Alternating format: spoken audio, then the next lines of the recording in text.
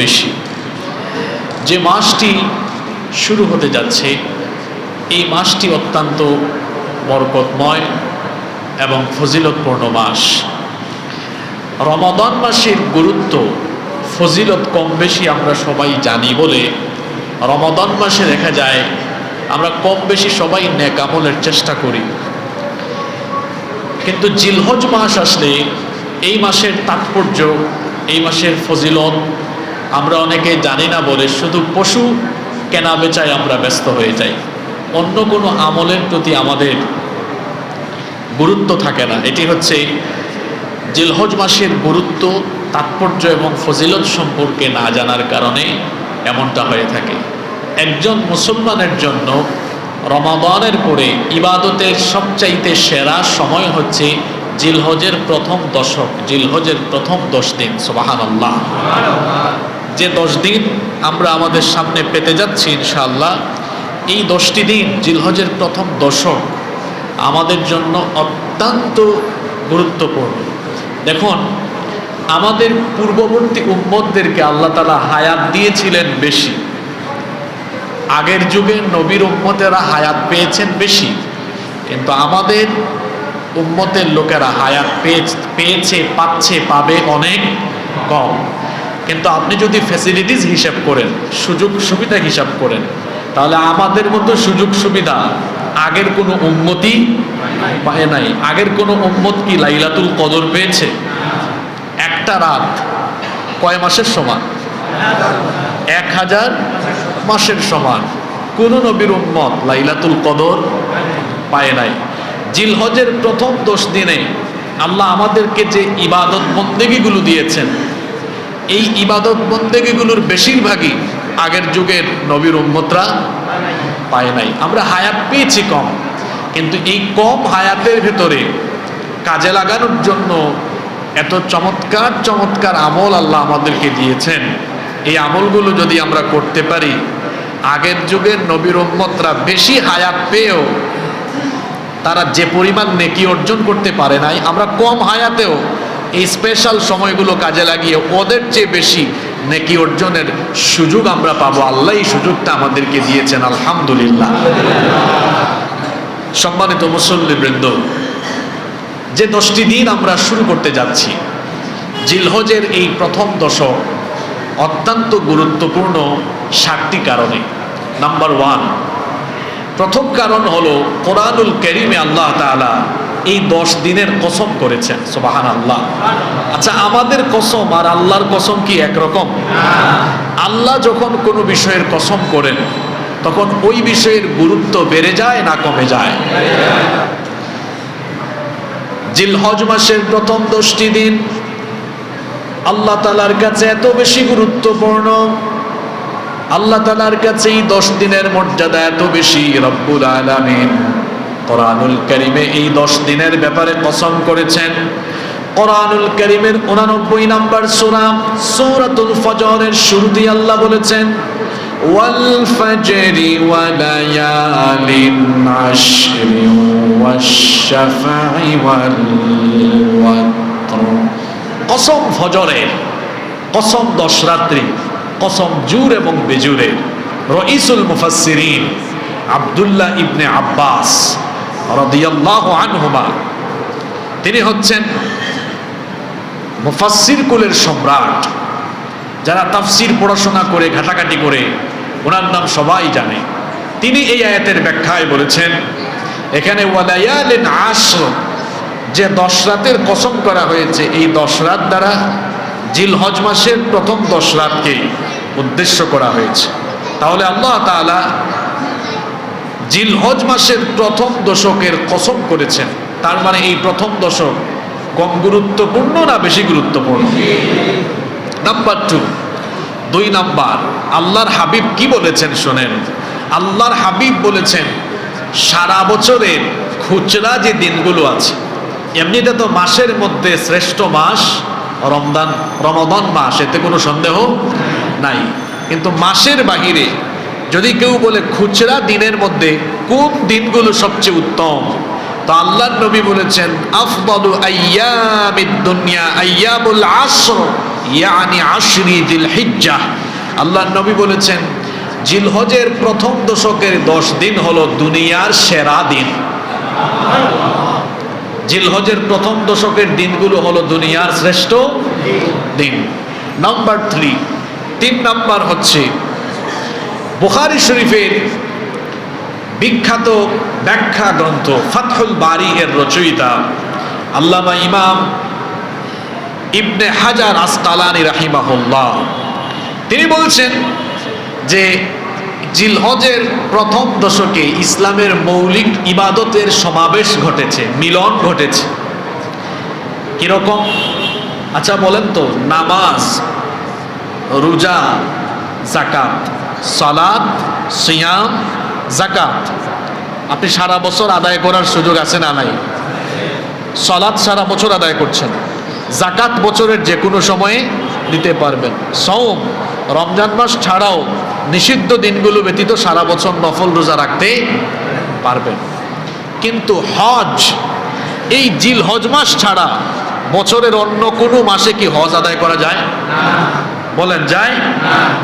ইবনে হাজার আসকালানী রাহিমাহুল্লাহ তিনি বলছেন জিলহজের প্রথম 10 দিন এটা এত গুরুত্বপূর্ণ, সালাত, সিয়াম, যাকাত, হজ, ইসলামের সব মৌলিক ইবাদতের মিলন ঘটেছে এই দশকে এসে। সুবহানাল্লাহ। নাম্বার 4 নাম্বার, এই দশকেই রয়েছে বছরের সেরা শ্রেষ্ঠ দিন আরাফার দিন। সুবহানাল্লাহ। আরাফার দিন হচ্ছে সারা বছরের শ্রেষ্ঠ দিন। আর সারা বছরের শ্রেষ্ঠ রাত কোনটা? শবে বরাত নাকি লাইলাতুল কদর? লাইলাতুল। আর সারা বছরের শ্রেষ্ঠ দিন কোন দিন? আরাফার দিনের বিশেষ কিছু বিশেষত্ব আছে। আরাফার দিবস সারা বছরের শ্রেষ্ঠ দিন, কারণ হলো আরাফার দিবসে রব্বুল আলামিন ইসলামকে কমপ্লিট একটি জীবন ব্যবস্থা হিসেবে ঘোষণা দিয়েছেন। আরাফার দিবসে আল্লাহ তাআলা ইসলামের নেয়ামতকে পরিপূর্ণ করেছেন। বিদায় হজের দিনে, বিদায় হজের ভাষণ দেওয়ার পরে আল্লাহ তাআলা আয়াত নাজিল করে জানিয়ে দিয়েছেন আজকের এই দিনে আমি আপনার উপরে, আপনার উম্মতের জন্য ইসলামের বিধানকে আমি কমপ্লিট করে দিলাম। আল্লাহ তাআলা বিদায় হজের দিন সন্ধ্যাবেলায় বিদায় হজের ভাষণের পরে এই আয়াত আল্লাহ নাজিল করেছিলেন। কোরআনুল কারীমের 5 নম্বর সূরা সূরাতুল মাইদা এর 3 নম্বর আয়াতের শেষের দিকে আল্লাহ বলছেন আল ইয়াউমা আকমালতু লাকুম দীনাকুম ওয়া আতমামতু আলাইকুম নি'মাতি ওয়া রাদিতু লাকুমুল ইসলাম দীনা। আজ আমি তোমাদের জন্য তোমাদের দ্বীনকে পরিপূর্ণ করে দিলাম, তোমাদের উপরে আমার নেয়ামতকে পরিপূর্ণ করলাম, আর ইসলামকে তোমাদের জন্য একমাত্র জীবন বিধান হিসাবে আমি খুশি হয়ে মনোনীত করে দিলাম। সুবহানাল্লাহ। এই আয়াত নাজিল হয়েছে কোন দিনে? জোরে বলেন। আরাফার দিনে। ইহুদিরা একবার ওমর রাদিয়াল্লাহু আনহুর কাছে এসে বলছে, ওমর তোমাদের কোরআনে একটা আয়াত আছে, এটা যদি আল্লাহ তোমাদের উপরে নাজিল না করে ইহুদিদের উপর নাজিল করতেন, আমাদেরকে দিতেন, ওই দিনকে আমরা ঈদের দিন বানাতাম। তখন ওমর রাদিয়াল্লাহু আনহু বললেন, ইহুদি শোনো, আমরা ঈদের দিন বানানো লাগবে না, এটা অটোমেটিক ঈদের দিন হয়ে আছে। কারণ নবীজি বিদায় হজের ভাষণ দিয়েছিলেন, ওই দিনটা ছিল জুমার দিন, আর জুমার দিনকে আল্লাহ এমনিতেই আমাদের জন্য সাপ্তাহিক ঈদের দিন বানিয়ে দিয়েছেন। সুবহানাল্লাহ। তাহলে নবীজি বিদায় হজের ভাষণ দিয়েছেন যেদিন, ওই দিনটা ছিল কোন দিন? জুমার দিন। ওই দিনটা ছিল জুমার দিন। আরাফার দিবসের অনেক বিশেষত্ব আছে, এই দিনে ইসলামকে ফুলফিল করা হয়েছে। এরপরে আরাফার দিবসের আরো বিশেষ মর্যাদা আছে। এই দিনে আল্লাহ এত সংখ্যক পাপী তাপীদেরকে মুক্তি দেন, নাজাত দেন। বছরের অন্য সময় এত সংখ্যক পাপী তাপীকে আল্লাহ মাফ করেন না। আল্লাহর হাবিব বলেছেন, এই হাদিসটি মুসলিম শরীফের মধ্যে বর্ণিত হয়েছে। হাদিস বর্ণনাকারী সাহাবী হচ্ছেন আমাদের মা উম্মুল মুমিনিন আয়েশা রাদিয়াল্লাহু আনহা। তিনি বলেছেন, মা মিন ইয়াউমিন আকসার মিন আন ইউতিকা ফীহি আল্লাহু আবদান মিনান নারি মিন ইয়াউমি আরাফা। আল্লাহর নবী বলেছেন, আরাফার দিবসে আল্লাহ তাআলা এত সংখ্যক পাপী তাপীকে জাহান্নাম থেকে মুক্তি দেন, অন্য কোন সময়ে এত পাপী তাপীকে আল্লাহ জাহান্নাম থেকে মুক্তি দেন না। এই দিনে আল্লাহ তাআলার রহমত এত বেশি নিকটবর্তী হয়। ওয়া ইন্নাহু লায়াদনু আযজা ওয়া জাল্লা থুম্মা ইউবাহি বিহিমুল মালাইকা। আল্লাহ নবী বলেছেন, আরাফা দিবসে আল্লাহ তাআলা দুনিয়ার আসমানের নিকটবর্তী হন, বান্দাদের দিকে রহমতের নজর দিয়ে তাকান। আর আল্লাহ তাআলা আরাফার মাঠে উপস্থিত লোকদেরকে দেখে তার ফেরেশতাদের সামনে সেই বান্দাদেরকে নিয়ে গর্ব করেন। আল্লাহ তখন বলেন, ফেরেশতারা, এই মানুষ বানাতে তোমরা আমাকে নিষেধ করেছিলে, তাকিয়ে দেখো আমার এই বান্দারা দামি দামি ব্র্যান্ডের কাপড় চোপড় খুলে সেলাইবিহীন 2 টুকরা ইহরামের কাপড় পরিধান করে, ধুলো বলেন বদনে, উস্কো খুস্কো চুল আর ধুলা বলেন যুক্ত বদনে এখানে হাজির হয়েছে। আমার বান্দা আমাকে রাজি করা, খুশি করা ছাড়া এখানে এভাবে আসে না। একটাই উদ্দেশ্য, আমাকে খুশি করা আর আমার রহমত পাওয়া। দেখ ফেরেশতারা, এই মানুষ বানাতে আমাকে নিষেধ দিয়েছিলে, অথচ এরাই এখন আমার আনুগত্য করছে। সুবহানাল্লাহ। এটা কোন দিন? আরাফার দিন। তো এই আরাফার দিবসও রয়েছে এই জিলহজের প্রথম 10 দিনের ভেতরে। নাম্বার 4 নাম্বার, জিলহজের প্রথম দশকে আল্লাহ তাআলা জিকিরের প্রবর্তন করেছেন। যারা হজে যায় তারা ওখানে গিয়ে তাকবীর, তাহলিল, তাহমিদ, তাশরিক পাঠ করছে, যারা যায় না তারাও পাঠ করছে। এজন্য আল্লাহ কোরআনে কারীমে বলেছেন, ওয়ায়াযকুরুসমাল্লাহি ফি আইয়ামিন মা'লুমাত। এই নির্দিষ্ট দিনগুলোতে তিনি তার জিকিরের ব্যবস্থা করেছেন। এখানে আইয়ামিন মা'লুমাত দ্বারা কোন দিন উদ্দেশ্য? সংখ্যাধিক্য মুফাসসিরগণ বলেছেন জিলহজের প্রথম দশকই এখানে উদ্দেশ্য করা হয়েছে। নাম্বার 6 নাম্বার হচ্ছে, এই জিলহজের প্রথম দশকেই ইসলামের গুরুত্বপূর্ণ রুকন হজ পালন হয়ে থাকে। এই প্রথম দশক ছাড়া জিলহজের প্রথম 10 দিনের বাইরে অন্য কোনো সময় ওমরা করা যাবে, কিন্তু হজ করা যায় না। নাম্বার 7 নাম্বার, এই জিলহজের প্রথম দশকই কুরবানির মতো গুরুত্বপূর্ণ ইবাদত রয়েছে। তাহলে জিলহজের প্রথম দশক গুরুত্বপূর্ণ হওয়ার কয়টি কারণ বলেছি? 7টি। আমি একটু রিভিউ করছি, সংক্ষেপে বলছি। জিলহজের প্রথম 10টি দিন কেন গুরুত্বপূর্ণ? 1 নাম্বার, কোরআনে কারীমে আল্লাহ তাআলা এই জিলহজের প্রথম দশকের কসম করেছেন। নাম্বার 2 নাম্বার, এই দিনগুলোকে নবীজি বলেছেন সারা বছরের শ্রেষ্ঠ দিন। নবীজি বলেছেন আফদালু আইয়ামিদ দুনিয়া আইয়ামুল আশর। এগুলো হচ্ছে জিলহজের প্রথম দশক সারা বছরের শ্রেষ্ঠ দিন।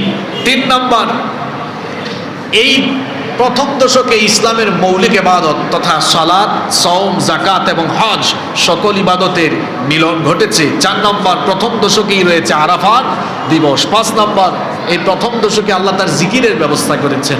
6 নম্বর, জিলহজের প্রথম দশকে হজের মতো গুরুত্বপূর্ণ ইবাদত পালিত হয়। 7 এবং সর্বশেষ হচ্ছে জিলহজের প্রথম দশকে কুরবানির মতো গুরুত্বপূর্ণ বিধানও আল্লাহ তাআলা আমাদের জন্য দিয়েছেন। এই 7টি কারণে জিলহজের প্রথম দশক আমাদের কাছে অত্যন্ত গুরুত্বপূর্ণ এবং ফজিলতপূর্ণ। যেহেতু এই প্রথম দশক অত্যন্ত বরকতময়, অত্যন্ত ফজিলতপূর্ণ, সেহেতু হেলায় খেলায়, খামখেয়ালি করে, অবহেলা গাফলতি করে এই 10 দিন কাটানো কোনোভাবেই উচিত নয়, এটা সমীচীন নয়। এজন্য জিলহজের প্রথম দশককে গুরুত্ব দিয়ে কাজে লাগাতে হবে। আমি আজকের আলোচনার শুরুতেই বলেছি, রমজান মাসে দেখা যায় কম বেশি সবাই আমরা আজানের আগে এসে মসজিদে হাজির, ইবাদত বন্দেগীতে মনোনিবেশ করি, কারণ সকলেই কম বেশি রমজান মাসের গুরুত্ব জানি বুঝি বলে এই মাসটাকে কাজে লাগায়। কিন্তু জিলহজের প্রথম দশক শুধু কুরবানির হাটে, কুরবানির যে পশুর হাটে আমরা গিয়ে পশু কেনা বেচা, আর রাস্তাঘাটে কাউরে পাইলেই ভাই সাহেব কত দিয়ে কিনলেন, মোটা তাজা আছে, অথবা আরো বিভিন্ন ধরনের অহেতুক আলোচনা, আপনার দাম অনুযায়ী মনে হয় ওজন হবে না, এ ধরনের কথাবার্তা আছে না নাই? আচ্ছা, আপনি কুরবানি দিচ্ছেন, এটা কি ব্যবসা না ইবাদত? জোরে বলেন। তো কিছু মানুষের মনের ভিতরে খুতুর স্বভাবের কিছু মানুষ আছে, এরা বাসায় এসে চিন্তা করে, কিনলাম তো 1.5 লক্ষ টাকা দিয়ে, কিন্তু মাংস হইতে পারে এত কেজি, ক্যালকুলেটারে হিসাব করে, আহারে এত কেজি যদি হয় তাহলে তো আমার 20-30 হাজার শর্ট পড়ে গেছে। কি বলেন, এরকম আছে না নাই? এরকম খুতুর খুতুর স্বভাবের কিছু মানুষ সব এলাকায় কম বেশি আছে। কুরবানি দিয়েছেন শুধুমাত্র কার সন্তুষ্টির জন্য? হিসাব করার দরকার আছে? পশুর হাটে গিয়েছেন, যেটা আপনার পছন্দ হয়েছে, পছন্দ হয়ে গেছে, এটা দাম বেশি হোক কম হোক নিয়ে আসেন, হিসাব নিকাশের দরকার নাই কত কেজি হয়েছে বা এটাতে কতটুকু মাংস পেলাম, গোশত পেলাম, এগুলো হিসাব নিকাশ না করে নিয়ত থাকবে মনের যে কিনেছি শুধু আল্লাহর সন্তুষ্টির জন্য, আমার পছন্দ হয়েছে, ভালো লেগেছে, এজন্য এই পশুটা আমি ক্রয় করে এনেছি শুধু আল্লাহর সন্তুষ্টির উদ্দেশ্যে, জবাইয়ের জন্য, এই নিয়তে দিব।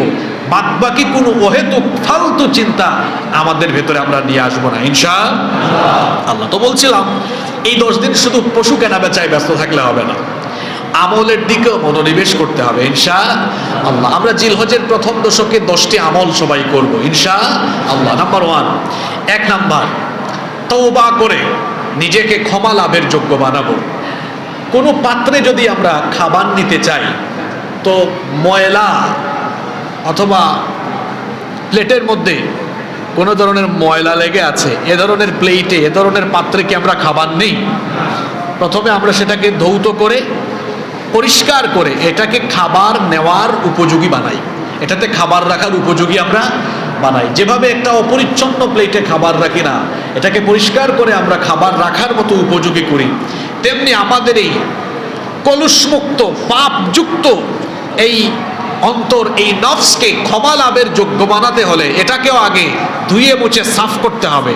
আর আমাদের এই পাপযুক্ত কালিমাযুক্ত এই অন্তরাত্মাকে পরিষ্কার পরিচ্ছন্ন করার, পবিত্র করার একমাত্র পদ্ধতি হলো তওবা করা। আপনি পাপ করলে, আপনি কোনো অপরাধ করলে দেখা যাবে সবাই আপনার থেকে মুখ ফিরিয়ে নিচ্ছে। আপনার পরিবার, সমাজ, এমন এমন অপরাধ আছে পরিবার, সমাজ, রাষ্ট্র কেউ আপনার পাশে থাকে না, আপনার থেকে মুখ ফিরায় নেয়। কিন্তু আল্লাহ তাআলা এমন দয়াবান, আপনি যতই গুনাহ করেন না কেন, আপনি যদি তওবার মাধ্যমে আল্লাহ তাআলা রহমতের আশা করেন, তাহলে আল্লাহ তাআলা আপনার তওবা কবুল করে সব অপরাধ মাফ করে দিবেন। সুবহানাল্লাহ। দুনিয়ার মানুষ অপরাধীকে শাস্তি দেয়, তার থেকে মুখ ফিরায় নেয়, আর আল্লাহ অপরাধী থেকে মুখ ফেরান না। আল্লাহ অপেক্ষা করেন, দেখি আমার বান্দা আমার কাছে আসে কিনা, আসলে মাফ করে দিব। সুবহানাল্লাহ। তাই জন্য এই জিলহজের প্রথম দশকে আপনি নিজেকে ক্ষমা লাভের যোগ্য বানান, আর নিজেকে ক্ষমা লাভের যোগ্য বানাতে হলে তওবা করে নিজেকে আগে ক্ষমা লাভের উপযোগী বানাতে হবে। রাসূল সাল্লাল্লাহু আলাইহি ওয়াসাল্লাম প্রত্যেক দিন তওবা ইস্তেগফার করতেন কয়বার করতেন? এক হাদিসে এসেছে 70 বারের বেশি, আরেক হাদিসে এসেছে 100 বার। তো আমাদের প্রিয় নবী সাল্লাল্লাহু আলাইহি ওয়াসাল্লাম প্রতিদিন তওবা ইস্তেগফার করতেন 100 বার। আমরা করি কয়বার?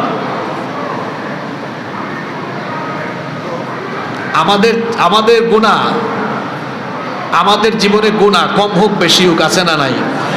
কিন্তু আমাদের প্রিয় নবীজির জীবনে গুনাহের কোনো দাগ আছে? কোনো পাপ আছে? যিনি মাসুম, যার জীবনে কোনো গুনাহই নাই, পবিত্র, যার জীবনে কোনো পাপের ছিটা ফুটাও নাই, সেই মহামানব, সেই মহানবী মুহাম্মাদুর রাসূলুল্লাহ সাল্লাল্লাহু আলাইহি ওয়াসাল্লাম প্রতিদিন তওবা ইস্তেগফার করেছেন 100 বার। আর আমার আপনার সকাল সন্ধ্যায় গুনাহ আর গুনাহ, অথচ তওবা ইস্তেগফারের এই আমল আমাদের ভিতরে নাই। সম্মানিত মুসল্লিবৃন্দ, এজন্য নিজেদের ভেতরে আসুন এই আমলটি আমরা ডেভেলপ করি। প্রতিদিন আমরা 100 বার ইস্তেগফার করে নবীজির এই সুন্নতের উপর আমল করি। ইস্তেগফারের অনেক ফায়দা আছে, অনেক ফায়দা আছে। ইস্তেগফাররত ব্যক্তিকে আল্লাহ ক্ষমা করেন, ইস্তেগফাররত ব্যক্তিকে আল্লাহ কোনো বিপদ দেন না, ইস্তেগফাররত ব্যক্তির রিজিকে কোনো ঘাটতি থাকে না, আল্লাহ ওই ব্যক্তিকে রিজিক দিয়ে ভরপুর করে দেন। ইস্তেগফাররত ব্যক্তিকে আল্লাহ বিপদ আপদ থেকে মুক্ত রাখেন, ইস্তেগফাররত ব্যক্তিকে আল্লাহ নিজে হেফাজত করেন।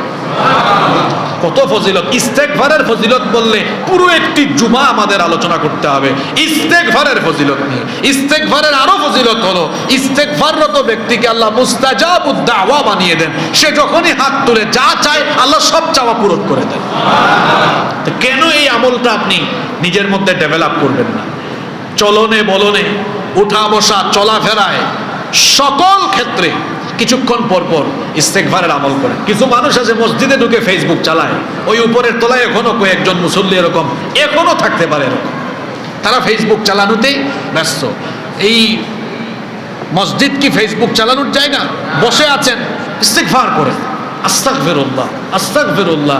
এই বাক্যটির পাওয়ার এত বেশি, এটা আপনাকে দুনিয়া আখিরাতে লাভবান বানিয়ে দিবে। সুবহানাল্লাহ।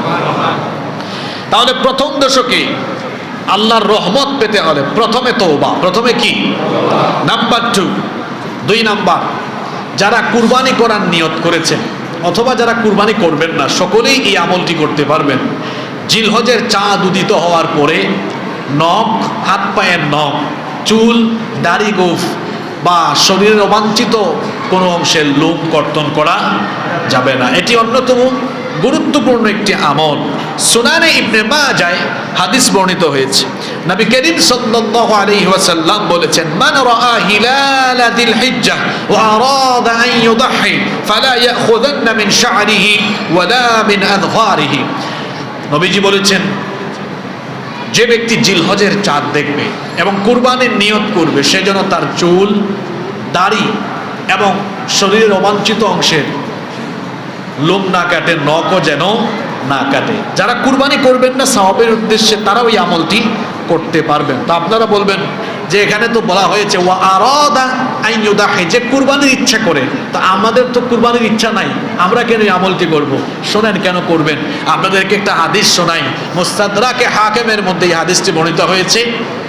আব্দুল্লাহ ইবনে উমর রাদিয়াল্লাহু আনহুমা, তিনি একবার রাস্তা দিয়ে যাচ্ছেন।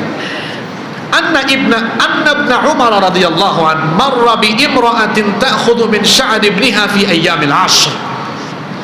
আব্দুল্লাহ ইবনে উমর রাদিয়াল্লাহু আনহা, আব্দুল্লাহ ইবনে উমর রাদিয়াল্লাহু আনহুমা, তিনি এক মহিলার পাশ দিয়ে যাচ্ছিলেন। ওই মহিলা তার সন্তানের চুল কেটে দিচ্ছিল।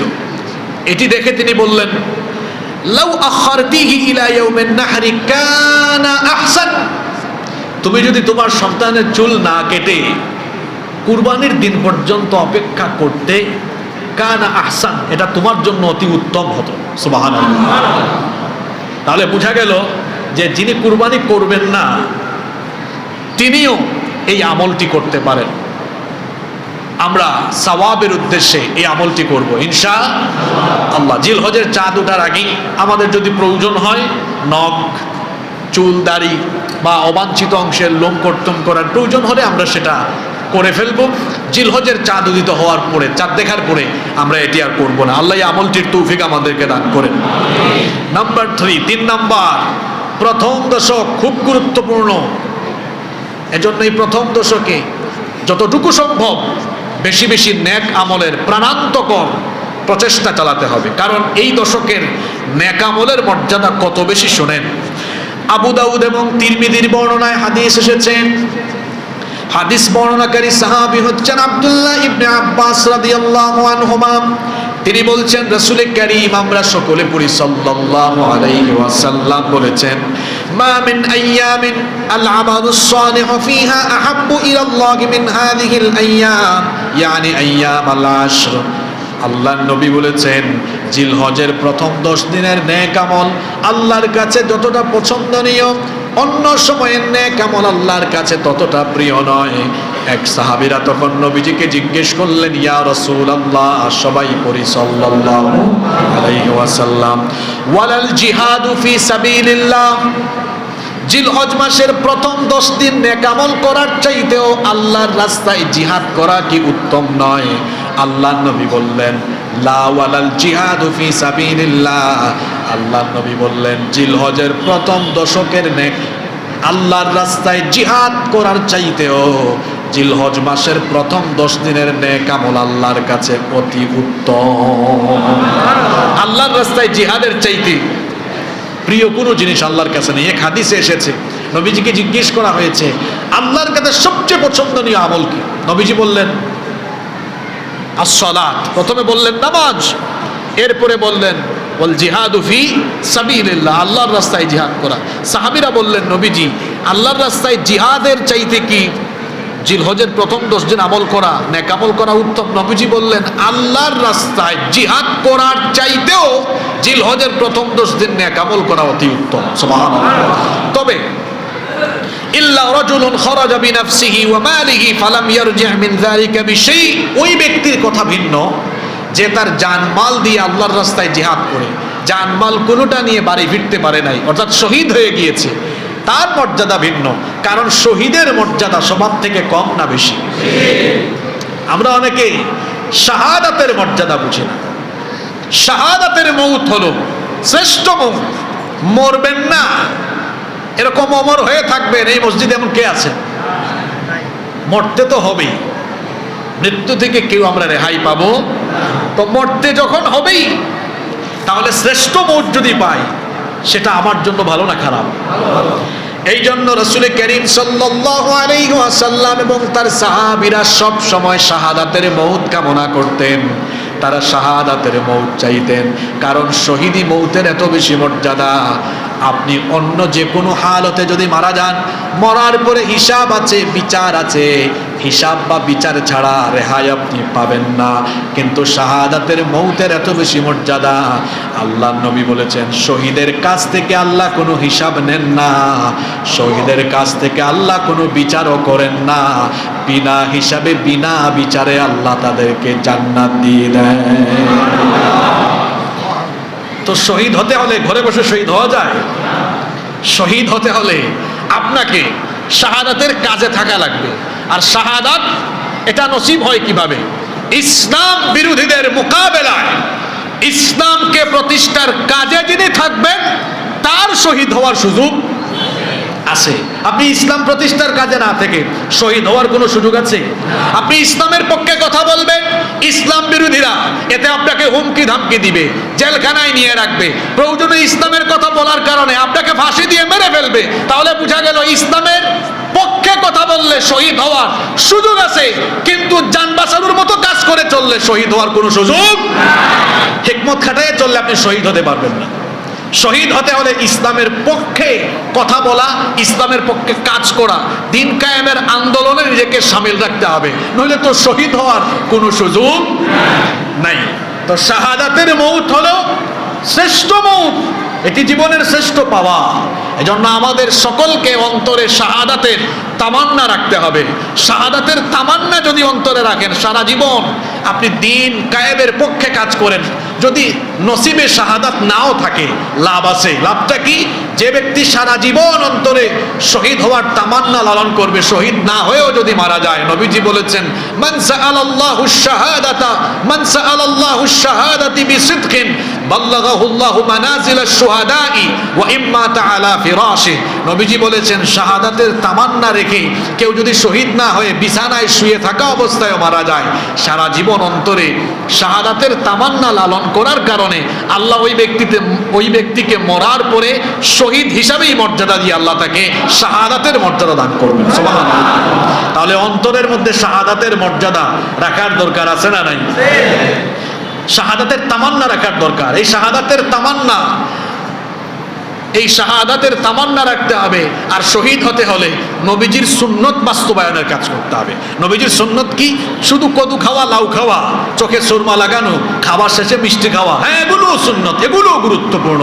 কারণ নবীজির প্রত্যেকটা সুন্নতকে আমরা ভালোবাসি। সারা দুনিয়ার সব কিছুকে একদিকে রেখে, এক পাল্লায় রেখে, নবীর একটা সুন্নতকে আরেক পাল্লায় রাখলে সারা দুনিয়া এমনকি সৃষ্টি জগতের সব কিছু মিলেও নবীর একটা সুন্নতের সমান হবে না। কিন্তু নবীজির জীবনের সবচেয়ে বড় সুন্নত হলো নবীজি এসেছিলেন এই পৃথিবীতে মানুষের মন গড়া তৈরি করা সমস্ত মতবাদের শিকড়কে গুড়ায় কেটে দিয়ে আল্লাহর জমিনে আল্লাহর হুকুমত কায়েম করা। এটি ছিল নবী এই দুনিয়াতে আগমনের উদ্দেশ্য। এই বিষয়ে সবাইকে এক হয়ে যেতে হবে।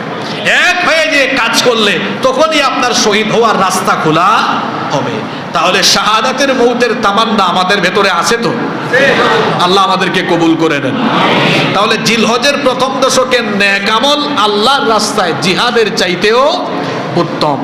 তাহলে এই দশকে আমরা বেশি বেশি নেক আমল করব, দৈনিক এবং মৌলিক সকল ইবাদতগুলো আমরা করব। দৈনিক ইবাদত কি? 5 ওয়াক্তের নামাজ এটা কি মাঝে মাঝে, সাপ্তাহিক না দৈনিক? দৈনিক আর মৌলিক যত ইবাদত আছে এগুলো করার পাশাপাশি নফল নামাজ, দান, সাদাকা, কোরআন তেলাওয়াত, এরপরে অন্যান্য যত ভালো কাজ আছে আমরা এই দশকে বেশি বেশি করব ইনশাআল্লাহ। নাম্বার 4, ঈদের দিন ছাড়া জিলহজের 10 তারিখে হলো ঈদুল আজহা, এর আগের 9 দিন আমরা চেষ্টা করব এই 9 দিন রোজা রাখতে, কারণ এটি ছিল নবী করিম আমরা পড়ি সাল্লাল্লাহু আলাইহি ওয়াসাল্লামের আমল। নাসাইতে হাদিস এসেছে আরবাউল লাম ইয়াকুন ইয়াদাউহুন্না সাল্লাল্লাহু আলাইহি ওয়াসাল্লাম, 4টি আমল নবীজি কখনোই ছাড়তেন না। জীবদ্দশায় নবীজি 4টা কাজ কখনো ছাড়তেন না। 1 নাম্বার সিয়াম আশুরা, আশুরার রোজা। এ তো জিলহজ মাসের পরে মুহররম মাস আসলে আমাদের দেশে কিছু মানুষ হাই হাসান হাই হুসেন, কিছু মানুষ পাবেন হাই হাসান হাই হুসেন, আর কিছু মানুষ কারবালার ঘটনা নিয়ে পড়ে আছে। অথচ আশুরার দিনে যে রোজা রাখতে হয় এই নবীর এই সুন্নতটা অনেকেই সেদিন আমল করে না, অথচ এই আমল নবীজি কোনোদিনও ছাড়তেন না। রমজানের রোজা ফরজ হওয়ার আগে মুসলমানদের উপরে আশুরার রোজা ফরজ ছিল। এই আশুরার আমল নবীজি ছাড়তেন না। আশুরার আমল কি? রোজা রাখা। 2 নম্বর ওয়াল আসর, ইয়ানি আশরে দিল হিজ্জা, জিলহজের প্রথম দশকের যে রোজাগুলো আছে ঈদের দিন ছাড়া 9 দিনের রোজা, এগুলো নবীজি কখনো ছাড়তেন না। 3 নম্বর ওয়া সালাসাতা আইয়ামিন মিন কুল্লি শাহর, প্রতি মাসের 3 দিন রোজা রাখা, 13, 14, 15, যেগুলোকে বলে আইয়ামুল বিদ, এই 3 দিনের রোজা নবীজি ছাড়তেন না। 4 নম্বর ওয়ার রাকাতাইনি ক্বাবলাল গাদা, ফজরের 2 রাকাত, ফরজের আগে যে 2 রাকাত সুন্নাত, এই আমলটাও নবীজি কখনো ছাড়তেন না। এই 4টা আমলের মধ্যে অন্যতম আমল হলো এই যে প্রথম দশক আমরা শুরু করব আগামীকাল থেকে ইনশাআল্লাহ, ঈদের দিন ছাড়া এর আগের 9 দিন রোজা রাখা। এটি ছিল মুহাম্মাদুর রাসূলুল্লাহ সাল্লাল্লাহু আলাইহি ওয়াসাল্লামের অন্যতম একটি সুন্নাত। যদি আপনি একটানা 9 দিন রোজা রাখতে নাও পারেন, আমি বলবো আরাফার দিবসের রোজা অন্তত মিস করবেন না। আরাফা দিবসের নিয়ামত থেকে নিজেকে বঞ্চিত করবেন না। বাসা বাড়ি থেকে যে সকল মা বোনেরা শুনছেন, পরবর্তীতে যারা আমাদের এই বক্তব্যগুলো অনলাইনের কল্যাণে শুনবেন, প্রত্যেককেই আমরা অনুরোধ করব আরাফা দিবসের রোজা থেকে নিজেকে বঞ্চিত করবেন না। কারণ এই একটা রোজার মাধ্যমে আল্লাহ 2 বছরের গুনাহ, আগের বছরের, পরের বছরের, পিছনের, সামনের, পিছনের 1 বছর, সামনের 1 বছর, 2 বছরের গুনাহ আল্লাহ মাফ করে দিবেন। কয় বছরের গুনাহ? এই রোজাটা কি ছাড়া উচিত? আল্লাহর নবী বলেছেন, এটি মুসলিম শরীফের হাদিস, সিয়ামু ইয়াউমি আরাফাতা আহতাসিবু আলাল্লাহি আন ইউকাফফিরাস সানাতাল্লাতী ক্বাবলা ওয়াস সানাতাল্লাতী বা'দা। আল্লাহর নবী বলেছেন, আরাফা দিবসের রোজার ব্যাপারে আমি আশা রাখি এই আরাফা দিবসের রোজার মাধ্যমে আল্লাহ তাআলা পূর্ববর্তী বছর এবং পরবর্তী বছর, অর্থাৎ আগের 1 বছর, পরবর্তী বছর, মোট 2 বছরের গুনাহ আল্লাহ মাফ করে দিবে। কোন গুনাহ? মুহাদ্দিসিনে কেরাম এই হাদিসের ব্যাখ্যায় বলেছেন সগীরা গুনাহ। তবে কোন মুহাদ্দিস বলেছেন কেউ যদি তওবা করে খালিস নিয়তে সংশোধন হয়ে এরপরে আরাফা দিবসের রোজা রাখে, শুধু সগীরা নয়, তার কবিরা গুনাহ আল্লাহ মাফ করে দিবেন। একটা রোজায় কয় বছরের গুনাহ মাফ? 2 বছরের গুনাহ মাফ। তবে এটা হাজী সাহেবরা রাখবেন না। যারা হজে গিয়েছেন তারা আরাফা দিবসে রোজা রাখবেন না, কারণ তারা যদি রোজা রেখে আরাফার মাঠে হাজির হন তো হজ তো শুধু আর্থিক ইবাদত নয়, এটা শারীরিক ইবাদত। শুধু টাকা থাকলেই হজ করা যায় না, আর্থিক সক্ষমতার সাথে শারীরিক সক্ষমতাও থাকা লাগে। তো সেখানে ফিজিক্যাল এনার্জি আপনার খরচ হবে, এজন্য আপনি সেদিন ফিট থাকা দরকার, এনার্জি থাকা দরকার। না খায়া থাকলে তো অসুস্থ হয়ে যেতে পারেন। এজন্য নবীজি বলেছেন, নাহা আন সাওমি ইয়াউমি আরাফাতা বিআরাফা, নবীজি আরাফা দিবসে যারা হাজির হবে হাজী সাহেবদেরকে সেদিন রোজা রাখতে নিষেধ করে দিয়েছেন। যারা হজে যাবেন না তারা আরাফা দিবসে রোজা রাখবেন। আমরা তো যেতে পারিনি, আমরা আরাফা দিবসের রোজা মিস করব না, সবাই আরাফা দিবসে রোজা রাখবো ইনশাআল্লাহ। এখন একটা প্রশ্ন হতে পারে, হাজি সাহেবরা আরাফার মাঠে হাজির হন জিলহজ মাসের 9 তারিখে। এখন ওই দিন আমাদের দেশে কয় তারিখ? 8 তারিখ না? আমরা রোজা রাখবো কোন দিন? 8 তারিখ না 9 তারিখ? 8 তারিখ না 9 তারিখ?